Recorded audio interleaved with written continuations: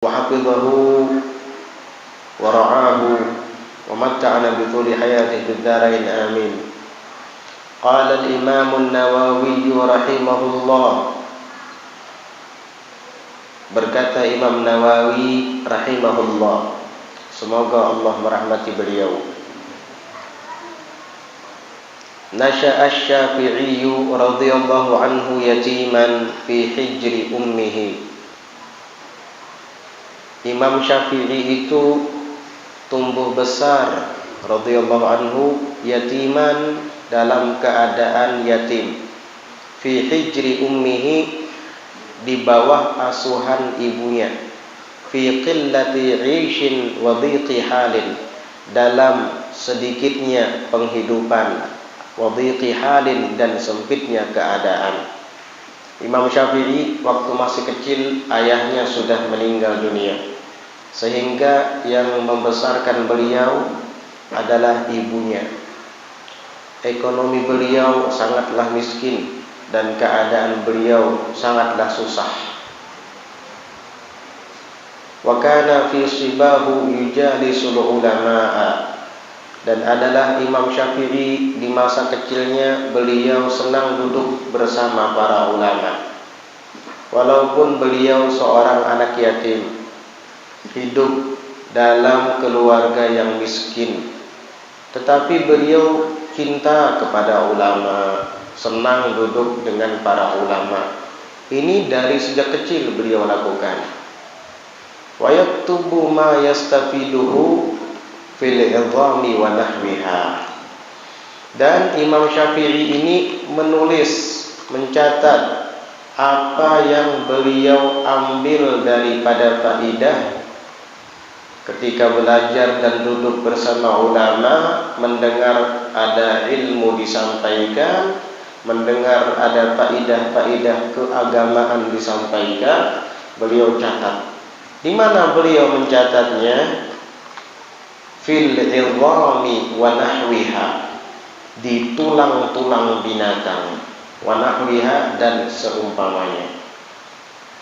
Artinya beliau itu menulis ilmu-ilmu yang didengar dari para ulama bukan di kertas, melainkan di tulang-tulang. Mungkin ada bekas sisa tulang-tulang onta yang dibuang, bekas sisa tulang-tulang kambing, itu dipungut sama beliau, diambil, dijadikan bahan untuk mencatat ilmu-ilmu yang disampaikan oleh para ulama. Kenapa beliau tidak membeli kertas untuk menulis di sana? Li'ajzihi 'anil waraqi, karena tidak mampunya beliau daripada membeli kertas.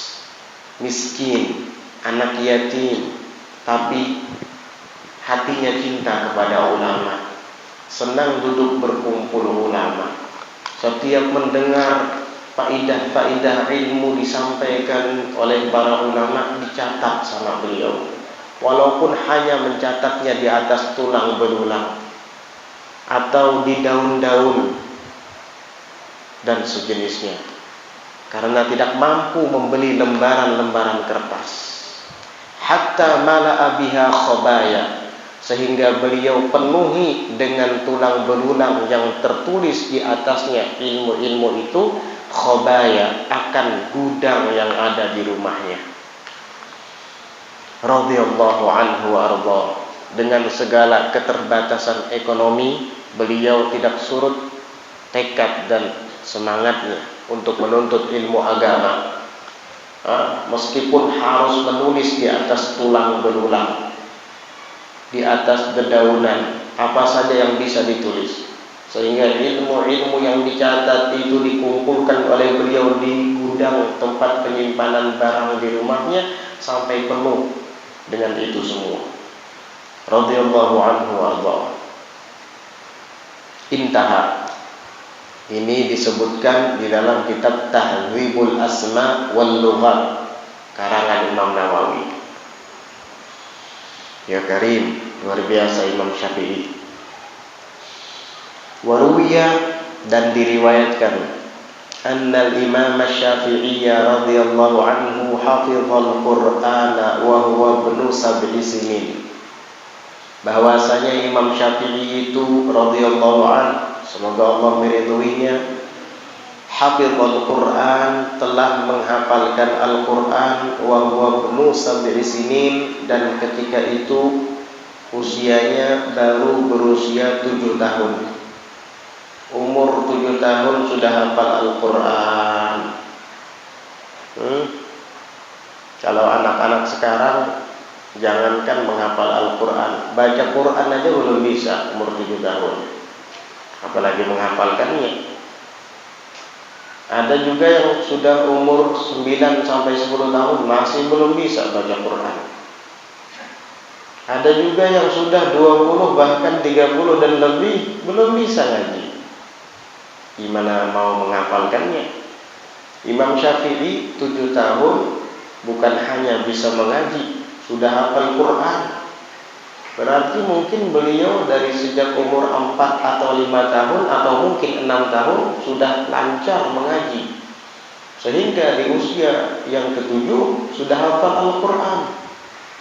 Itulah biasanya orang miskin ini tidak terlalu banyak memikirkan kenikmatan dunia, sehingga dia fokus dalam menuntut ilmu dan beribadah.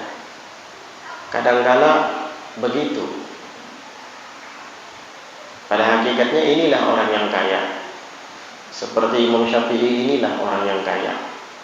Kaya di sisi Allah dan kaya hatinya. Walaupun dalam segi perekonomian beliau adalah orang yang miskin, tumbuh besar di pangkuan ibunya dalam keadaan yatim, ayahnya meninggal dunia. Berarti ibu di rumah tangga itu sangat berperan penting bagi anak, sehingga para ulama menyebutkan al-ummu madrasatul aulad. Ibu itu adalah madrasah bagi anak, sekolahan bagi anak. Kalau ibunya teledor dan lalai dalam mendidik anak, anaknya pun akan teledor dan lalai. Kalau ibunya mendidik anak dengan HP, anaknya pun akan suka bermain HP. Karena ibu adalah madrasah bagi anak, sekolahan bagi anak. Imam Syafi'i menjadi pintar dan cerdas sampai berusia 7 tahun sudah menghafalkan Al-Qur'an karena didikan ibu. Ayah sudah meninggal dari kecil.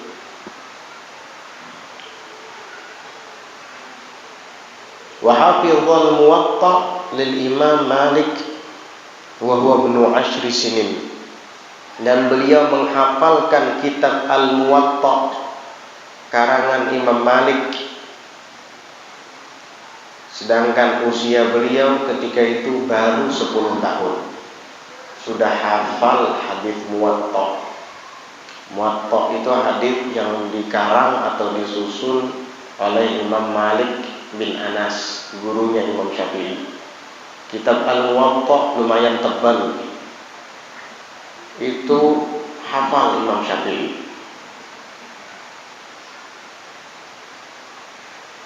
Usianya masih berusia 10 tahun. Sudah hafal Quran, hafal hadis lagi.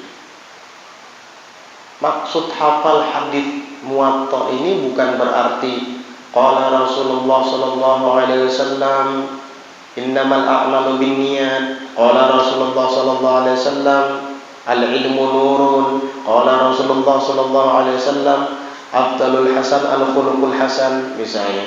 Ya kalau kayak begitu 1000 kita mudah menghafalkannya. Bukan begitu, tapi yang dihafalkan adalah hadis secara sempurna. Seperti innamal a'malu binniyat, itu panjang hadisnya, ada lanjutannya. Dan bukan hanya matan hadisnya itu yang dihafal, juga berikut dengan sanad-sanadnya. Ruwina an Malikin misalnya, wa huwa an fulan qala haddatsani fulan qala haddatsani fulan qala haddatsani Abu Hurairah radhiyallahu anhu an Rasulillah sallallahu alaihi wasallam qala begini. panjang, ada rawi-rawinya, periwayat-periwayatnya, sanadnya. Saya mendengar hadis dari fulan, guru saya dari gurunya, gurunya dari gurunya, gurunya sampai tabi'in, sampai sahabat, sampai Nabi sallallahu alaihi wasallam. Begitu ilmu hadis. Kalau kita kan enak, Rasulullah bersabda, ilmu adalah cahaya. Kapan ente dengar? Apabila mendengar. Ya enggak apa-apa lah, yang penting ada sanadnya. Walaupun kita tidak hafal. Kalau orang dahulu enggak seperti itu. Kalau menyebutkan hadis langsung disebutkan, saya dengar dari guru saya, dia mendengar dari gurunya, gurunya mendengar gurunya, terus sampai kepada Rasulullah SAW. Nah begitu hafalan Imam Syafi'i. Wa adina lahu syaikhuhu Muslim ibnu Khalid az-Zanji fil ifta'i wa huwa ibnu 15 sanah. Dan mengizinkan baginya Imam Syafi'i syaikhuhu Muslimun ibnu Khalid az-Zanji, yaitu syekhnya, gurunya yang bernama Muslim bin Khalid az-Zanji. Ini salah satu di antara guru Imam Syafi'i yang ada di kota Mekkah dan dikenal sebagai faqih, ahli fikih. Jadi gurunya yang bernama Muslim bin Khalid az-Zanji ini mengizinkan kepada Imam Syafi'i fil ifta, dalam berfatwa. Wa huwa ibnu 15 sanah, sedangkan beliau ketika itu baru berusia 15 tahun. Sudah diberi izin oleh gurunya untuk berfatwa. Tahu arti berfatwa? Menjawab pertanyaan-pertanyaan masyarakat dalam perihal keagamaan. Dan dia menjawabnya bukan menukil dari perkataan orang lain, tetapi mengistinbat atau mengambil hukum langsung dari sumber asalnya, Al-Quran dan Al-Hadits. Dan itu tidak semua orang bisa. Orang-orang yang sekali berimam Syafi'i sudah menguasai ilmu alat, menguasai ilmu usul, sehingga beliau sanggup untuk berfatwa langsung dari sumbernya. Kalau kayak kita jangan macam-macam. Wah, ada hadisnya, ini tidak boleh. Sebentar dulu, hadis boleh ada, tetapi tidak bisa langsung kita jadikan rujukan. Kenapa? Karena kita harus melihat sanadnya dulu.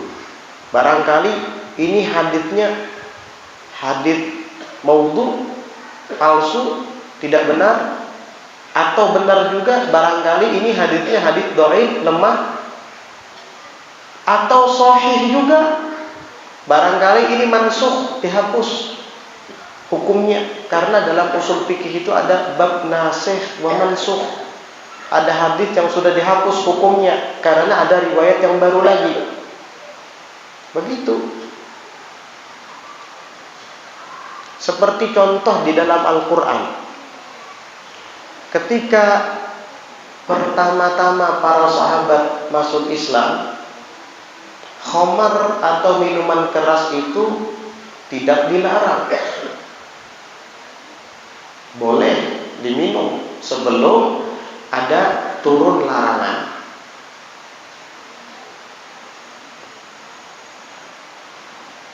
Ya, ketika para sahabat bertanya kepada Nabi tentang khamar, yas'alunaka 'anil khamr, mereka bertanya kepadamu tentang khamar. Apa jawab Nabi? Di dalam Al-Quran diajarkan oleh Allah Ta'ala, disuruh oleh Allah Ta'ala menjawab tentang khamar. Nabi menjawab karena perintah Allah, hiya manafi'u linnas, khamar itu ada manfaatnya bagi manusia, wa ithmuhuma akbaru min naf'ihima. Apa? Maisir dan khamar, judi dan khamar, minuman keras. Apa kata Nabi?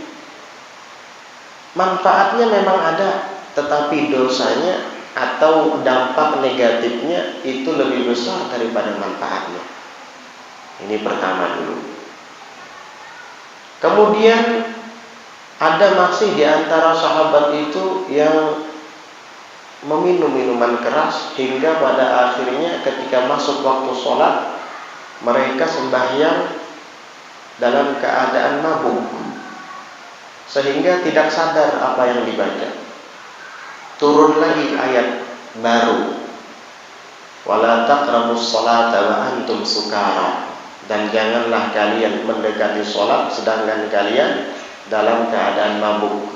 Sehingga minum khamar dilarang hanya ketika sholat saja. Di luar sholat nggak apa-apa. Ini pertama. Setelah para sahabat sudah mulai paham dan mengerti tentang agama, datang lagi ayat baru yang mengharamkan secara total minuman keras dan tidak ada toleransi lagi. Apa? Innal khamra wal maisira wal ansaba wal azlama rijsun min amali syaitan fajtanibuhu la'allakum tuflihun. Sesungguhnya minuman keras, perjudian, berhala, dan mengundi nasib itu semua rijis, kotor, min amali syaitan, termasuk dari perbuatan syaitan. Fajtanibu, ini ada larangan, maka hindarilah, jauhilah, la'allakum tuflihun, agar kalian semua beruntung. Dari sini akhirnya secara total minuman keras dan perjudian, berhala dan mengundi nasib dilarang dan diharamkan, tidak boleh lagi. Luar biasa. Jadi ada ayat Quran yang menyebutkan wala taqrabus sholata wa antum sukara, dan janganlah kalian mendekati sholat sementara kalian mabuk, hatta ta'lamu ma taqulun, sehingga kalian paham apa yang kalian baca. Lalu kita jadikan ini sebagai dalil bahwa minuman keras boleh diminum asal di luar sholat misalnya. Ya enggak bisa. Tentu ada ayatnya dalam Al-Quran. Itu ayat mansukh namanya, dihapus hukumnya. Kenapa? Karena setelahnya ada ayat baru lagi yang menghapus hukum ayat ini, yaitu innal khamra wal maisira wal ansaba wal azlam najisun rijsun min amali syaitan fajtanibuhu la'allakum tuflihun. Nah, ini adalah ayat yang nasikhah, menghapus bagi ayat yang sebelumnya tadi. Ayat yang dihapus itu namanya mansukh. Dan di Quran itu ada yang mansukh tilawatan, ada yang mansukh kitabatan, ada yang mansukh tilawatan wa kitabah. Panjang lebar para usuliyin, ahli ilmu usul berbicara tentang hukum Al-Quran. Jadi tidak semua ayat bisa dipakai untuk dalil kalau kita tidak mempelajari ilmunya. Bisa jadi ayat ini mansukhah, dihapus karena ada yang menghapusnya. Karena di Quran itu ada ayat yang dihapus tulisannya dan dihapus hukumnya. Ada juga yang tulisannya tetap ada tapi hukumnya dihapus. Ada juga yang tulisannya yang dihapus tapi hukumnya tetap ada. Kayak apa cara mengetahuinya? Ya belajar ilmu usul. Maka dari itu jangan berani sok mengambil hukum langsung dari Al-Quran kalau tidak paham tentang ilmunya, ilmu usul, cara mengistinbat hukum langsung dari Al-Quran. Kias, hal yang sama di dalam ilmu hadis. Tidak bisa kita langsung mengambil ilmu hadis, ya, mengatakan bahwa ini boleh hadisnya begini. Belum tentu. Lihat dulu keterangan ulama tentang hadis itu. Jangan-jangan hadisnya palsu, atau jangan-jangan bukan palsu tetapi dhaif, atau bukan dhaif tetapi sahih tapi mansukh. Nah ini, kalau orang sekelas Imam Syafi'i lain lagi. Beliau mujtahid mutlak, alim, bisa mengambil hukum langsung dari Quran, langsung dari hadis, karena beliau tahu tentang sejarah, tentang al-murajjihat, tarjih, antara yang aula dan antara rajih dan yang marjuh. Ini hanya orang-orang yang sudah cukup ilmu pengetahuannya sehingga dapat langsung mengambil hukum dari Al-Quran atau dari Al-Hadits. Oleh karenanya, jika kita membeli Al-Quran di pasar dan membaca terjemahannya, jangan langsung kita jadikan rujukan hukum. Ini ada di Quran, saya kembalinya ke Quran, saya kembalinya ke hadis, nggak mau kepada yang lain. Kamu bukan ke Quran kembalinya, tapi ke terjemahan Al-Quran. Kamu bukan ke hadis kembalinya, tapi ke terjemahan hadis. Terjemahan belum tentu sama dengan mafhumnya, maksudnya. Nah, ini hati-hati. Imam Syafi'i waktu itu masih berusia 15 tahun sudah pakar dalam ilmu tersebut. Bayangkan 15 tahun baru umurnya, sudah ahli dalam mengambil hukum langsung dari sumbernya. Gurunya langsung yang mengizinkan untuk berfatwa, yaitu Muslim bin Khalid Az-Zanji. Umurnya masih 15 tahun, sangat muda sekali.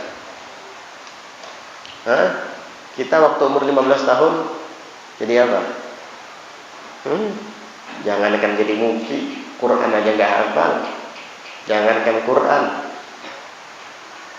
alif ba ta ada kada ingat lagi sudah. Huruf hijaiyah. Allah Akbar. Baca Quran nggak bisa. Imam Syafi'i 15 tahun sudah jadi mufti. Wa qala lahu, dan gurunya Muslim bin Khalid Az-Zanji berkata kepadanya Imam Syafi'i, "Afti ya Aba Abdillah, wa faqad wallahi ana laka an tufti." Kata beliau, "Afti ya Aba Abdillah, berfatwalah wahai Abu Abdillah," yakni Imam Syafi'i. Imam Syafi'i itu kunyahnya Abu Abdillah, julukannya.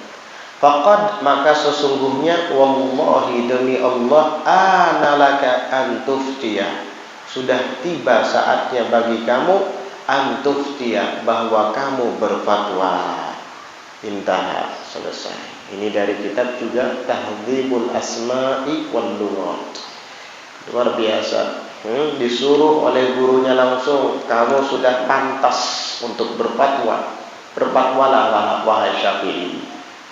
Apa sih rahasianya Imam Syafi'i bisa seperti itu? Umur 7 tahun sudah hafal Quran, umur 10 sudah hafal Muwatta, umur 15 sudah boleh berfatwa jadi mufti. Sampai kemudian terus keilmuannya meningkat sampai jadi mujtahid mutlak, sampai berisi madhab sorang yang sampai saat ini dianut oleh banyak umat Islam, termasuk umat Islam yang ada di Indonesia, kita-kita ini. Madhabnya Asy-Syafi'i. Apa rahasianya? Tadi sebahagian sudah disebut. Pertama, cinta kepada ulama dulu. Kalau pengen jadi ulama, cinta dulu kepada ulama. Apa bukti cinta kepada ulama? Kita senang dekat dengan mereka. Ilmu yang disampaikan oleh mereka diambil dan diamalkan. Khawatir nanti takut karena kita pelupa, catat. Apalagi sekarang canggih.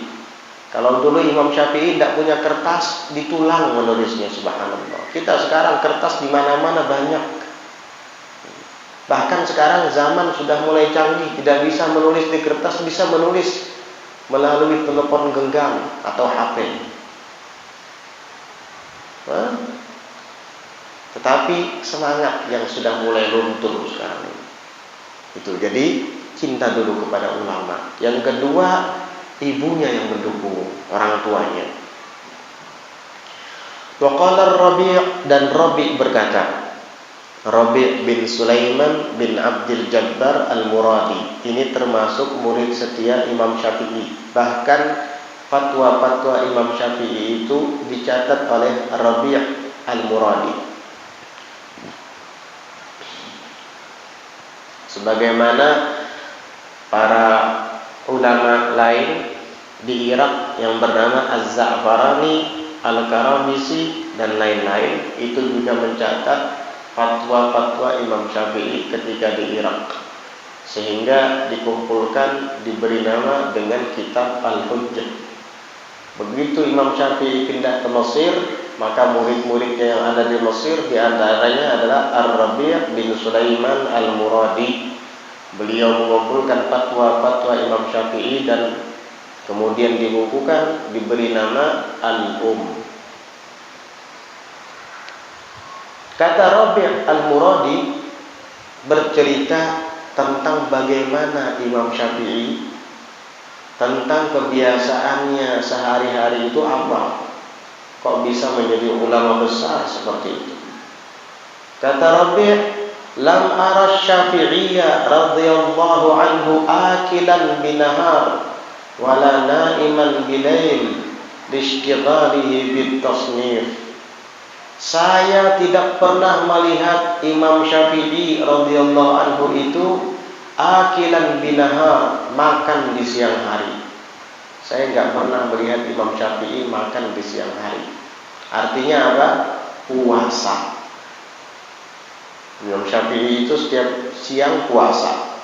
Wala naiman bilail, dan aku tidak pernah melihat Imam Syafi'i itu tidur di waktu malam. Berarti semalaman beliau enggak tidur. Kenapa? Lishtighalihi bitasnif, karena sibuknya dengan mengarang kitab. Siang mungkin adalah waktu tidur, istirahat sebentar, terutama qailulah sebelum masuk waktu zuhur. Habis itu sibuk mengajar. Begitu masuk waktu malam, sudah tidak ada lagi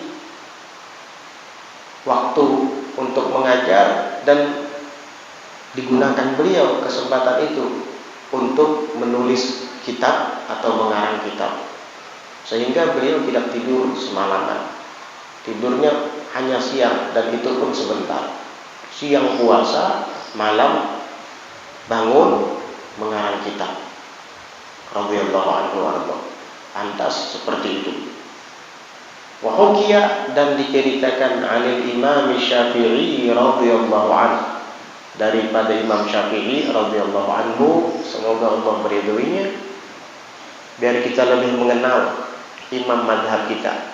Karena selama ini kita hanya tahu dengaran, aja, kada tahu siapa sosok beliau sebenarnya. Kalau kita tahu, maka kita akan tambah cinta. Tak kenal maka tak sayang, tak cinta maka tak sayang, kan begitu.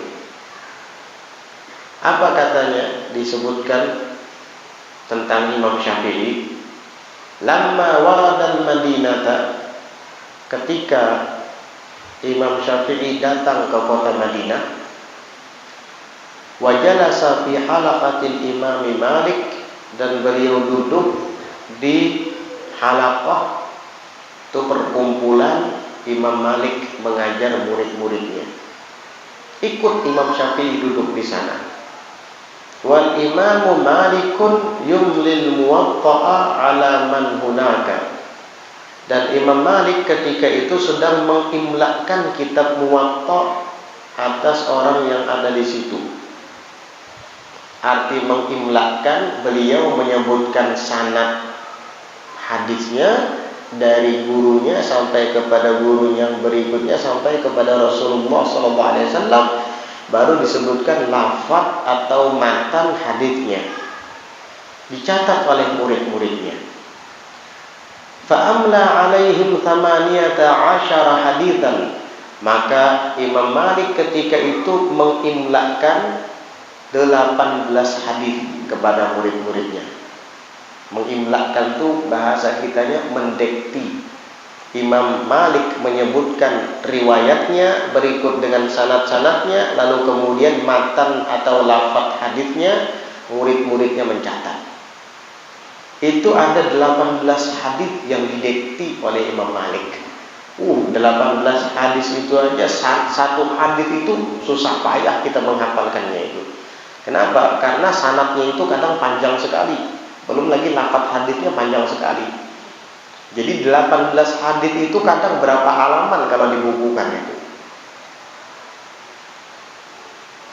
Wa kana al-Imam Syafi'i fi ukhrayatin nas, dan adalah Imam Syafi'i berada di bahagian belakang manusia. Maksudnya ada duduk di bahagian belakang orang-orang yang berkumpul di halaqah atau majelisnya Imam Malik. Kebetulan Imam Syafi'i duduk di bahagian belakang. Wa ramaqahul imamu Malikun bi basarihi. Dan ramaqahu yaitu melirik kepadanya, kepada Imam Syafi'i itu siapa yang melirik? Al-Imamu Malik, Imam Malik bi basarihi, dengan pandangannya. Jadi ketika Imam Malik mengajarkan 18 hadis tadi, mendiktikan kepada murid-muridnya, Imam Malik mengilang atau melirik ke arah Imam Syafi'i dengan pandangan matanya. Wahwa, dan ia Imam Syafi'i ketika itu yaktubu bi usbu'ihi ala dhahri kaffih. Beliau sedang menulis dengan jarinya di atas punggung telapak tangannya. Jadi mendengar Imam Malik dicatat begini, maklum orang miskin tidak punya pulpen, tidak punya kertas, tulisnya di atas telapak tangan begini.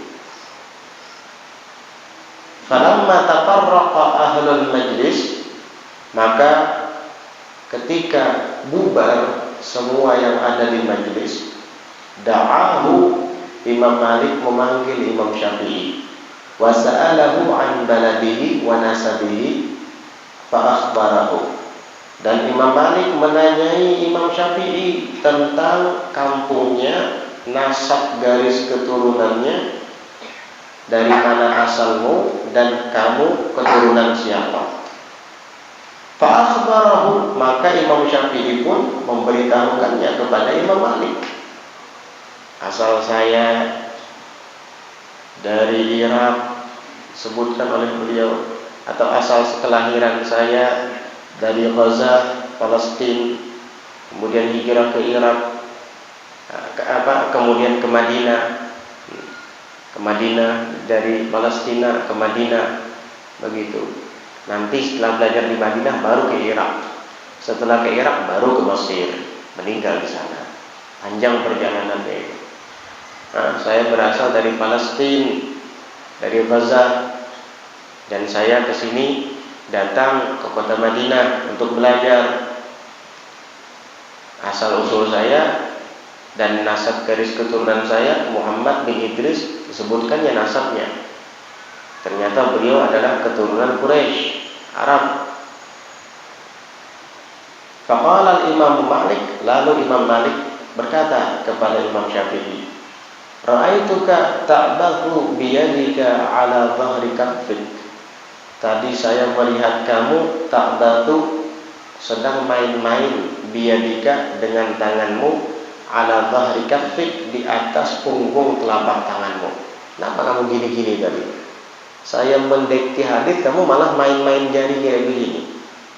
Ada apa? Kata Imam Malik. Faqala Syafi'i, la. Maka Imam Syafi'i pun menjawab, tidak, saya tidak main-main wahai Imam Malik.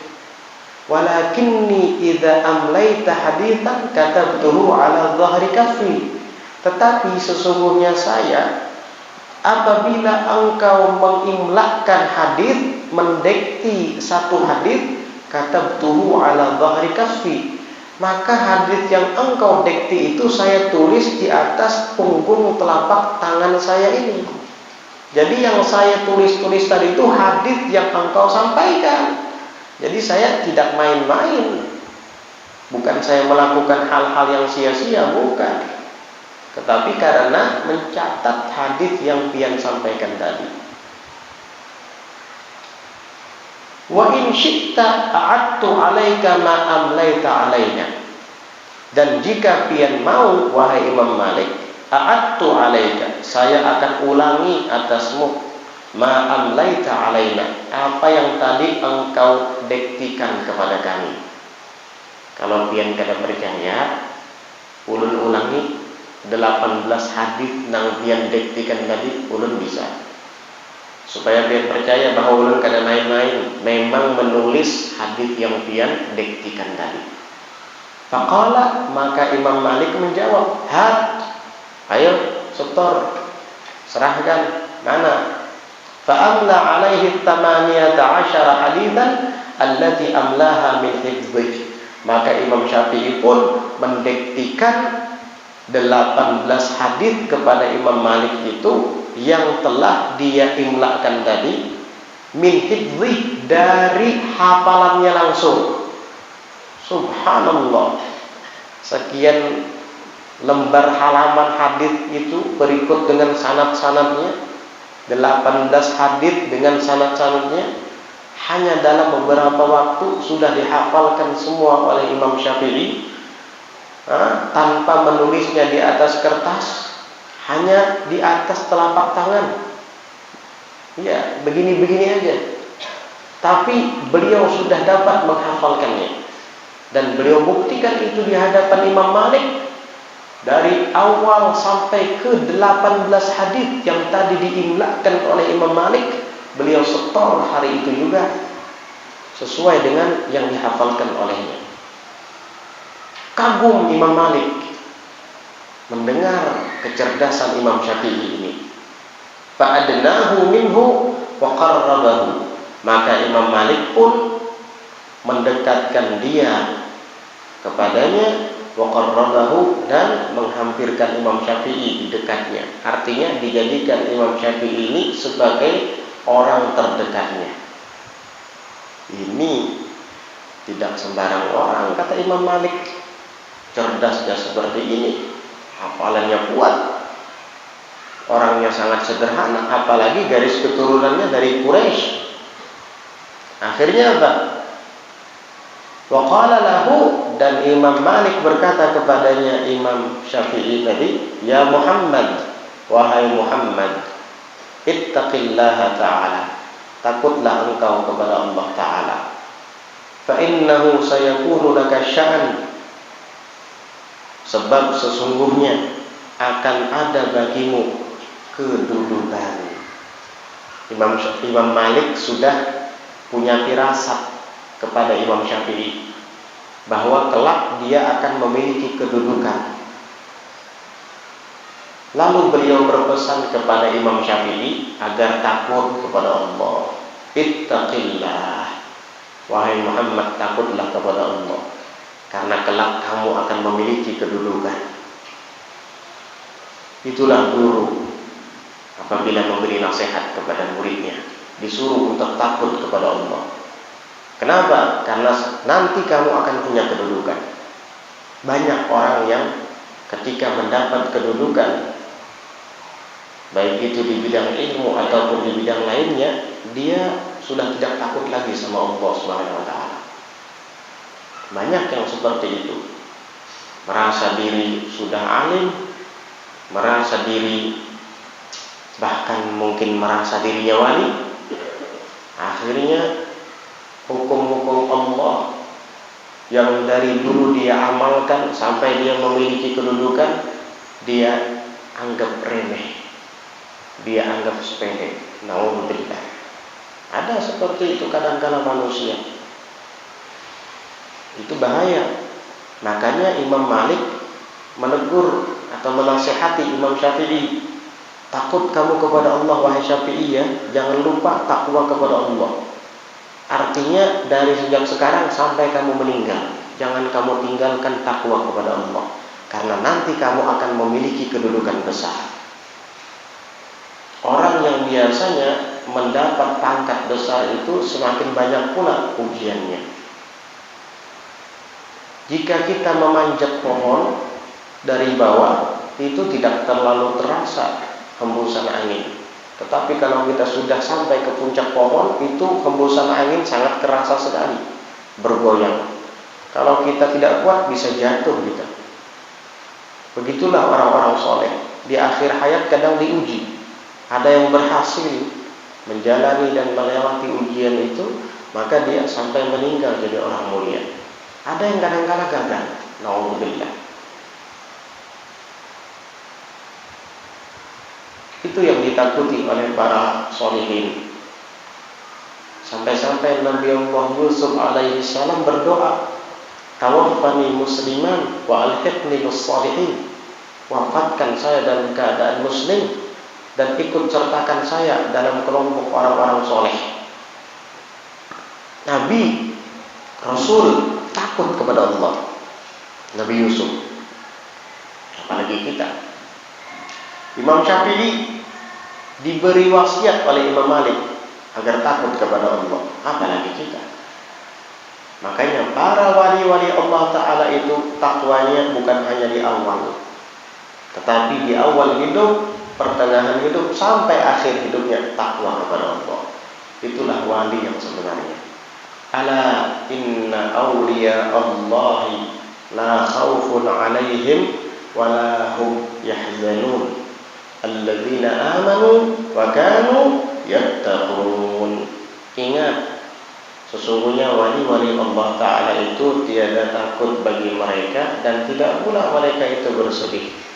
Siapa sih mereka itu? Alladzina amanu, orang-orang yang beriman.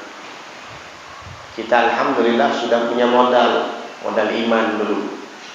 Terus wa kanu yattaqun, dan adalah mereka itu yattaqun, bertakwa.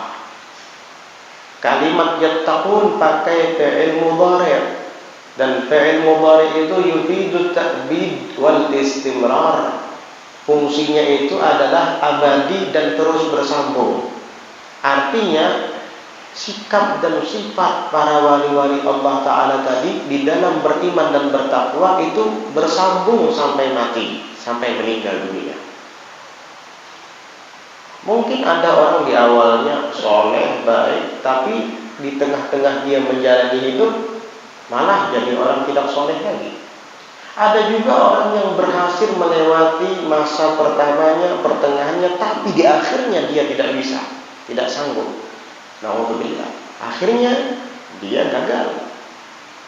Tapi ada juga orang yang berhasil dari awal sampai akhir hidupnya istiqamah terus dalam ketakwaan kepada Allah Subhanahu wa Ta'ala. Mereka lah orang-orang yang diakui wali di hadapan Allah dan di hadapan makhluk.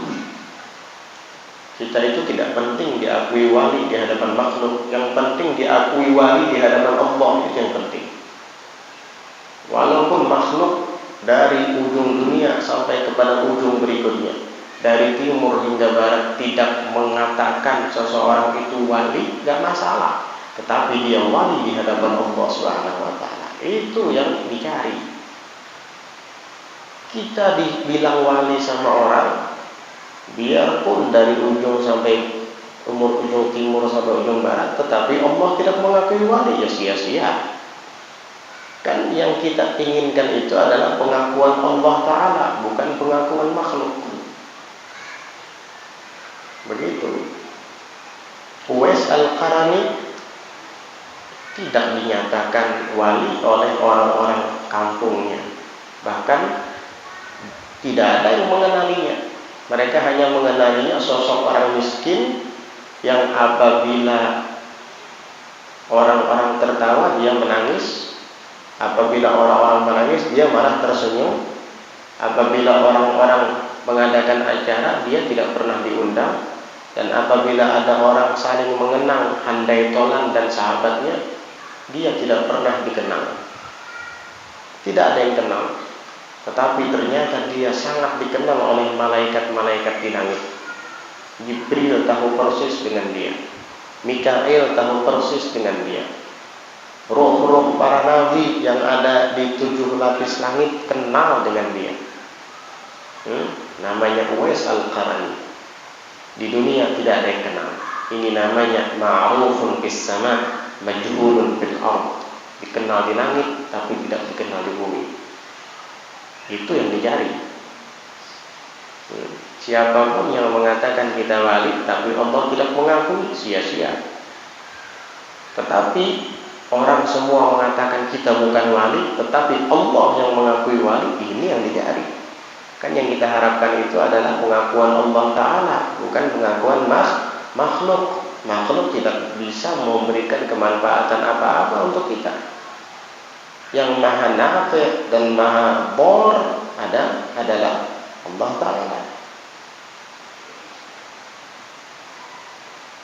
Jadi begitu. Ittaqillah, kata Imam Malik kepada Imam Syafi'i, karena kamu nanti akan memiliki kedudukan. Takutlah terus kepada Allah. Maksudnya istiqomah dalam takwa. Begitu nasihat Imam Malik kepada muridnya Syafi'i. Apa dzalika Sayyiduna Imam Ahmad ibnu Hasan al-Attas radhiyallahu anhu fi majmu'i kalamih. Faidah itu disebutkan oleh Sayyiduna Imam Ahmad bin Hasan al-Attas radhiyallahu anhu di dalam majmu' kalamnya. Majmu' kalamnya, kalau nggak salah, kitab Tadhkirun Nas. Tadhkirun Nas. Dzakara an-Nawawi rahimahullahu fi muqaddimati majmu'ih an Syekh Abi Ishaq Asy-Syirazi radhiyallahu anhu annahu qala kuntu u'idu kulla darsin mi'ata marrah wa idza kana fil mas'alati baitu syi'rin yustashhadu bihi hafidtul qasidata kullaha min ajlihi wallahu a'lam bis-shawab. Insyaallah kita lanjutkan nanti tentang apa yang diceritakan oleh Imam Nawawi di dalam kitab Majmu'nya mengenai Syekh Abu Ishaq Asy-Syirazi. Abu Ishaq Asy-Syirazi ini ulama besar. Beliau mengarang kitab Al-Muhadzab, kurang lebih 4 jilid kitab Al-Muhadzab itu. Ya, kitab itu yang disyarahkan oleh Imam Nawawi yang diberi nama Al-Majmu'. Beliau juga mengarang kitab At-Tanbih. Semuanya itu berbicara tentang fikih. Ulama besar. Insyaallah kita akan bacakan bagaimana kegigihannya, perjuangannya dalam menuntut ilmu hingga menjadi ulama besar seperti itu. Insyaallah kita akan bacakan pada malam Selasa depan ini insyaallah. Mudah-mudahan Allah Subhanahu wa taala memberikan ke dalam hati kita semangat, tekad dan himmah seperti yang Allah taala titipkan ke hati-hati mereka. Dan mudah-mudahan Allah jadikan kita cinta dan suka kepada para ulama, dekat dengan mereka dan selalu senang bertanya ilmu kepada mereka. Dan mudah-mudahan Allah Subhanahu wa taala melindungi para ulama-ulama kita, melindungi guru-guru kita, menjagakan mereka semua daripada mara bahaya, daripada segala macam bentuk penyakit dan wabah. Mudah-mudahan Allah Ta'ala berikan kemanfaatan ilmu mereka kepada kita, dan mudah-mudahan Allah Ta'ala berikan taufik dan hidayahnya kepada kita untuk dapat meneladani mereka bisir wal alam. Amin Allahumma amin ala hadhihi niyyah wa ala kulli niyyatin salihatin jami'atin syamilah li khairatid dunya wal akhirah wa ila hadratin nabiy Muhammadin sallallahu alaihi wa ala alihi wa sahbihi wasallam. Al-Fatihah. A'udzu billahi minasyaitonir rajim. Bismillahirrahmanirrahim. Alhamdulillahi rabbil alamin. Ar-Rahmanir Rahim. Maliki yaumiddin. Iyyaka na'budu wa iyyaka nasta'in. Ihdinas siratal mustaqim. Siratal ladzina an'amta 'alaihim ghairil maghdubi 'alaihim waladdallin. Amin. Bismillahirrahmanirrahim. Alhamdulillahi rabbil alamin. Allahumma salli wa sallim ala sayyidina Muhammadin wa ala alihi wa sahbihi ajma'in. Rabbana anfa'na bima 'allamtana, Rabbi 'allimna alladhi yanfa'una, Rabbi faqihna wa faqih ahlana wa qarabatin lana fi dinina ma'a ahli al-khudri unta wa dhakar. Rabbana waffiqna waffiqhum lima tartadi qawlana fi'lan karama warzuqil kulla halalan daima wa akhilla atqiya ulama nu'dha bil khair nukfa kulla syarr. Rabbana waslih lana kulla syu'un wa aqirra birridha minkal uyun waqdi 'anna Rabbana kulla duyun qabla an ta'tiyana rusulun manun waghfir wastur anta akramu man satar wa salatullah taghsha mustafa man ila al-haqqi da'ana wal wafa بكتاب فيه للناس شفاء وعلى الآل الكرام شرفاء وعلى الصحب الوصابيح الغرر. اللهم اهدنا بهداك واجعلنا ممن يسارع في رضاك ولا تولنا وليا سواك ولا تجعلنا ممن خالف أمرك وعصاك. صلى الله على سيدنا محمد النبي الأمي وعلى آله وصحبه وسلم. سبحان ربك رب العزة عما يصفون Wassalamun alal mursalin walhamdulillahi rabbil alamin.